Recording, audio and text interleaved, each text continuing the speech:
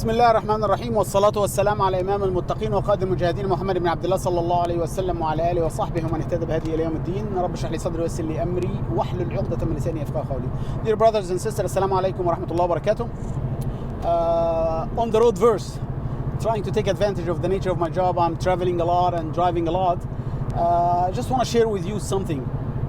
I'm going to have it on my YouTube channel, and I put it on my website as well. It's a verse in Surah At-Tawbah, basically. But let me ask you this question before I share the verse with you.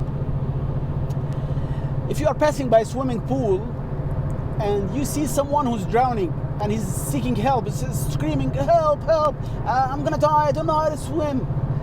What would you do if you are the only one passing by the swimming pool? Let me tell you different scenarios. If I know how to swim and I think I'll be able to make it, I'm going to jump in the swimming pool and help him. If I don't know how to swim, that's another scenario. I'm going to look for any floating device, throw it for him, or any rod or any rope or anything. Probably I will do something. I'll try to scream for anybody else to come to help. So I will never ignore him. Why? Because it's a must on me. If I ignore him and he dies, I will be in deep trouble on the day of judgment before Allah. Because it's not optional, it's a must.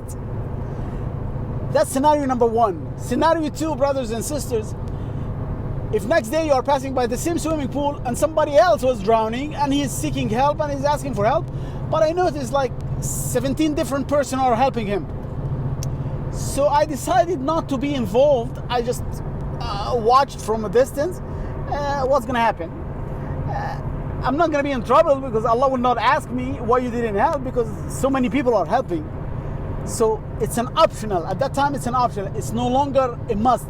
It's not an obligation because so many others are helping. With the same exact concepts, brothers and sisters, the way people donate to the local community versus outsiders. This is something I've been struggling for years and years. I just don't understand why Muslims are donating to outsiders, which is okay, no problem.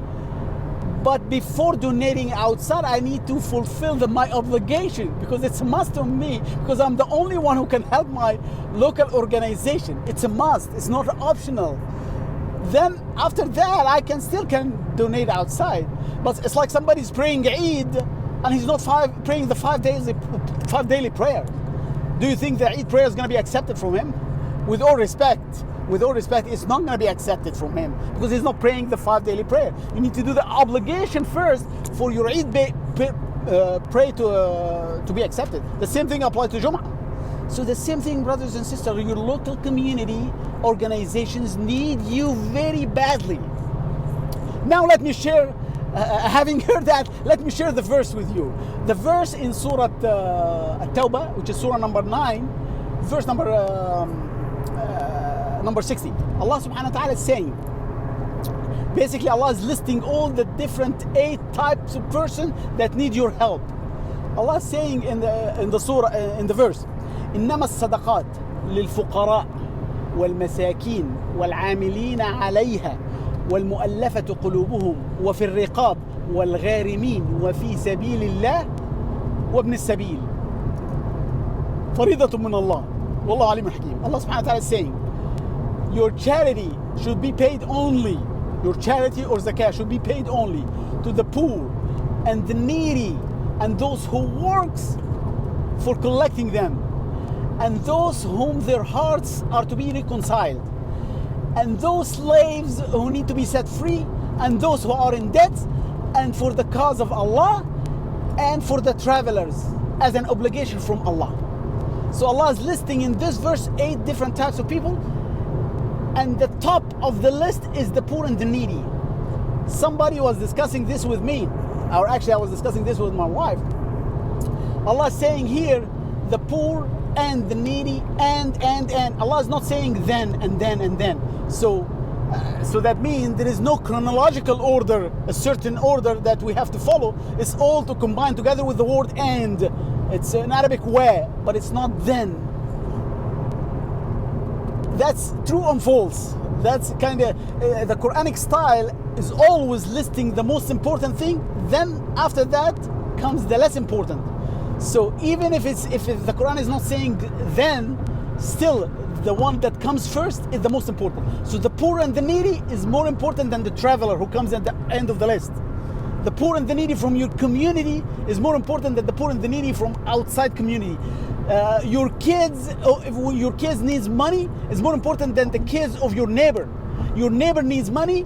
Your neighbor needs more important than the one who is at the end of the block. So this is how it goes, and this is what Muhammad sallallahu alaihi wasallam said: "الصدقة على المسكين صدقة والصدقة على ذو الرحم صدقتين." When you help a needy person, is reward, you're gonna be rewarded. But if you help a needy from your relatives, you're gonna be double rewarded. The same thing, if you help your local community, you'll be double rewarded than helping outsiders. I'm not saying outsiders don't need help, but you need to do the obligation first, and then you do the sunnah, the extras. Brothers and sisters, we have an organization. I live in a place called Tulsa, Oklahoma. I lived in several places. I lived in California for 6 years, and I lived in Norman, Oklahoma, and I moved a lot in the U.S. I've been in the U.S. for the last 40 years of my life. I'm 60 years old now. When I came to this country, I was very young. I was pretty young in my 20s. So 2/3 of my life I living in this country. One of the best ever project I've ever seen in my entire life in the U.S.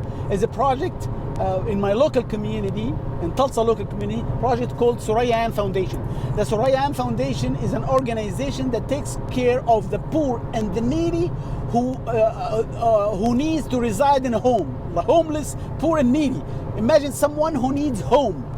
So the top of the list, the poor and the needy in the verse, and not only that, and the local people. So this is one of the organizations that really needs help, because it helps the people who needs help. So brothers and sisters, wallahi, this project started in our community 15 years ago, or maybe plus or minus 2, something like that. And it's the best ever project I've ever seen in this country. And so many other communities start adopting the same exact thing that we selected here. So brothers and sisters, this is one of the things that we really need to help, to donate and to share our money. I know that this might be seen by so many people in the YouTube, in our local community or outsiders. If you are in our local community, please donate to your local. Do your obligation first, and then you can donate outside. One thing I want to conclude with, think about yourself getting 2 offers from 2 different companies. 2 offers from 2 different companies. One of them is gonna, and the 2 companies are across the street from your home, and the 2 companies are very good companies. They are all equal, and one of them is gonna give you $20 per hour, and the other one is gonna give you $40 per hour. It doesn't make any sense if I accept the offer for the $20 per hour, but it makes a lot of sense if I accept the offer that makes $40 per hour. The same exact thing. Donation outside, you're gonna get the edge, and donation in your local community, you're gonna get double edge. So why would I sacrifice the double edge? Anyway, this is something I've been struggling for years and years. Why people are donating for outside? If some people in your local community needs, we all get, brothers and sisters, we have so many problems, and we all get ibtila, we all get tests, so many things in our life. But think about someone who doesn't have home. Last 10 days we have an ice storm in the Midwest. I just can't imagine that somebody outside the street who's homeless, who doesn't have home. How would you feel if somebody need a place to live? Even if you are living at home and you lose power, what would you feel so bad in that ice storm? I ask Allah subhanahu wa ta'ala to make, I'm sure it's getting so long, so I have to quit here. I cut it short. I was planning to make it 5 minutes, but it's 9 minutes anyway. Ask Allah subhanahu wa ta'ala to make us among those who listen to the speech and follow the best of it. Wa akhiru da'wana alhamdulillah rabbil alameen. Wassalamu alaikum wa rahmatullahi wa barakatuh.